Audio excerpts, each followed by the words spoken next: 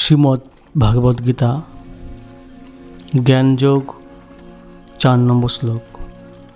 অপরং ভবত জন্ম পরং জন্ম বিবস্বত কথমে তৎ বিজয়িনাং তমাদো প্রক্তবানিতি। অর্জুন বললেন, সূর্যদেব বিবস্বানের জন্ম হয়েছিল তোমার অনেক পূর্বে। তুমি যে পুরাকালে তাকে এই জ্ঞান উপদেশ করেছিলেন তা আমি কেমন করে বুঝব? অনেক লোক বলতে পারে যে অর্জুন তো ভগবানের শুদ্ধ ভক্ত, তাহলে সেই শুদ্ধ ভক্ত কিভাবে ভগবানকে সন্দেহ করছে, ভগবানকে প্রশ্ন করছে, তুমি যে পুরাকালে সূর্যদেবকে এই শ্রীমদ্ ভগবদ গীতার জ্ঞান দান করছো, তুমি যে পুরাকালে ছিলে সেটা আমি বিশ্বাস করবো কী করে? তো তার উত্তরে প্রভুপাদ তাৎপর্য লিখছেন যে অর্জুন হচ্ছে ত্রিভুবন বিস্তৃত ভগবানের শুদ্ধ ভক্ত। তাহলে এটি কি করে সম্ভব যে তিনিও অর্জুনও ভগবানকে বিশ্বাস করছেন না? তার কারণ হচ্ছে অর্জুন এই কথাগুলি তার নিজের জন্য জিজ্ঞাসা করছেন না, কিন্তু যারা ভগবানকে বিশ্বাস করে না অথবা যে সমস্ত অসুরেরা শ্রীকৃষ্ণকে ভগবান বলে মানতে চায় না তাদের জন্য জিজ্ঞাসা করছেন। দশম অধ্যায়ে সেটাও প্রমাণিত হবে যে অর্জুন সবসময় জানতেন যে শ্রীকৃষ্ণ হচ্ছেন পরম পুরুষোত্তম ভগবান এবং সব কিছুর উৎস এবং পরম তত্ত্বের শেষ কথা। সাধারণ মানুষের পক্ষে এটি বুঝতে পারা খুবই কঠিন। বসুদেব এবং দেবকীর সন্তান শ্রীকৃষ্ণ কিভাবে অনন্ত শক্তির উৎস ও অনাদির আদিপুরুষ ভগবান হতে পারেন। তাই অর্জুন শ্রীকৃষ্ণকে সেই সম্বন্ধে প্রশ্ন করছেন যাতে তিনি নিজেই তার পরিচয় দান করে সকলের সন্দেহের নিরাশ করেন। অর্জুন কিন্তু জানেন যে ভগবান পরম পুরুষোত্তম স্বয়ং শ্রীকৃষ্ণ বসুদেব এবং দেবকীর পুত্র, কিন্তু তিনি প্রশ্ন করে এই জন্য করছে যাতে ভগবান নিজেই তার পরিচয় সকল ব্রহ্মাণ্ড সকল পৃথিবীর মানুষের কাছে পরিষ্কার করেন, মানুষ যাতে জানতে পারে ভগবানের পরিচয়টা। শ্রীকৃষ্ণ যে স্বয়ং ভগবান সেই কথা শুধু আজ নয়, পুরাকাল থেকে সমগ্র জগতের সকলেই বিশ্বাস করে আসছে, কিন্তু অসুরেরাই কেবল সেই সত্যকে মানতে চায় না। তাহলে এখন তো ম্যাক্সিমাম লোক নাস্তিক, বিশেষ করে ইয়াং জেনারেশন। তাহলে তারাও কি অসুর? হ্যাঁ, অবশ্যই অসুর। ভগবানকে যে মানে না তারা অসুর।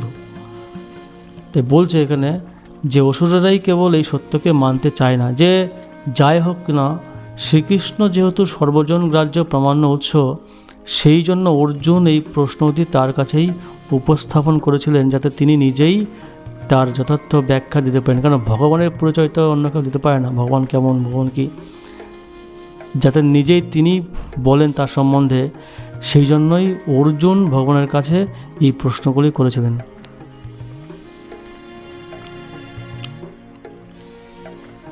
অসুরদের কাছে ব্যাখ্যা শুনতে তিনি চাননি, কারণ অসুরেরা সবসময় তাদের নিজেদের এবং অনুগামীদের বোধগম্য বিকৃত ব্যাখ্যা দিয়ে শ্রীকৃষ্ণকে বোঝাতে চেয়েছেন।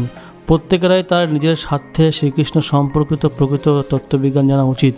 তাই ভগবান যখন নিজেই তার অপ্রকৃত পরিচয় দান করেন তখন সমস্ত জগতের মঙ্গল হয়।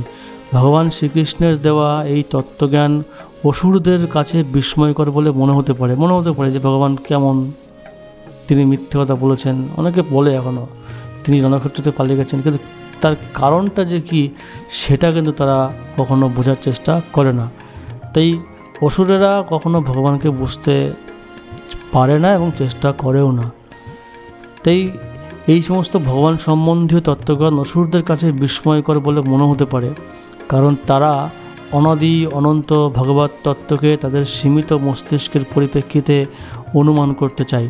কিন্তু ভগবানের ভক্ত ভগবানের নিজের দেওয়া ভগবত তত্ত্বকে সর্বান্তকরণে গ্রহণ করে কৃতার্থ হন। ভক্তবৃন্দ চিরকালই এই পরম তত্ত্ব গ্রহণে আগ্রহী, কারণ তারা সর্বদা ভগবানের অনন্ত লীলা সম্বন্ধে জানতে আগ্রহী। যারা নির্বিশ্বরবাদী, ভগবত বিদ্বেষী, যারা মনে করে ভগবানও হচ্ছেন একজন সাধারণ মানুষ, তারাও এইভাবেই শ্রীকৃষ্ণের লীলা শ্রবণ করে বুঝতে পারে যে শ্রীকৃষ্ণ হচ্ছে অতি মানবিক এবং তার রূপ সচ্চিদানন্দময়, মানে যারা ভগবানকে ভগবান বলে মানে না, কিন্তু তারা এটা স্বীকার করেছে না কৃষ্ণ যাই হোক এরা সুপার পাওয়ার, সুপারম্যান বলে যেতে পারে, সুপার মানবিক, এটা অনেকে স্বীকার করে যে হ্যাঁ কৃষ্ণ যে বলে একজন ছিল। যেমন আমরা দেশপ্রেমীদের নাম বাস্তবিক বলে জানি, মহাত্মা গান্ধীকে আমরা দেখিনি, নেতাজিকে দেখিনি, কিন্তু জানি যে হ্যাঁ উনি ছিলেন। ঠিক সেরকমই ভগবান শ্রীকৃষ্ণ যে ছিলেন এটা অনেকে মানে, কিন্তু তিনি যে ভগবান সেটা বলে অনেকে মানতে নারাজ। তো যাই হোক, তিনি মায়াতীত এবং গুণাতীত, এটাও অনেকে মানে। ভগবানের ভক্ত মাত্র অর্জুনের মতো সর্বন্তকরণে শ্রীকৃষ্ণ বিশ্বাস করেন, কিন্তু ভক্ত যারা আছে তারা জানে ভগবান অ্যাকচুয়ালি কী জিনিস, কে অ্যাকচুয়ালি ভগবান।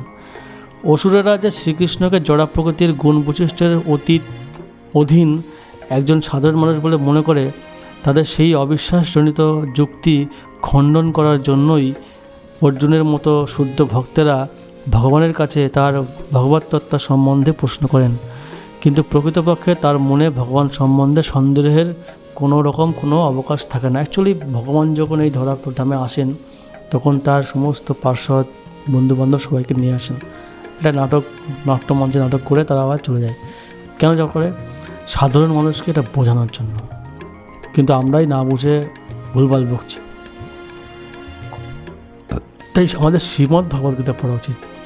শ্রীমদ্ ভগবদ্গীতায় অ্যাকচুয়াল সমস্ত প্রশ্নের উত্তর, ভগবান সম্বন্ধীয়, এই জড়া প্রকৃতির সম্বন্ধীয়, কেন আমরা দুঃখ কষ্ট পাচ্ছি, এর থেকে মুক্তির উপায় কী, সমস্ত প্রশ্নের উত্তর এই শ্রীমদ্ ভগবদ্গীতার মধ্যেই আছে।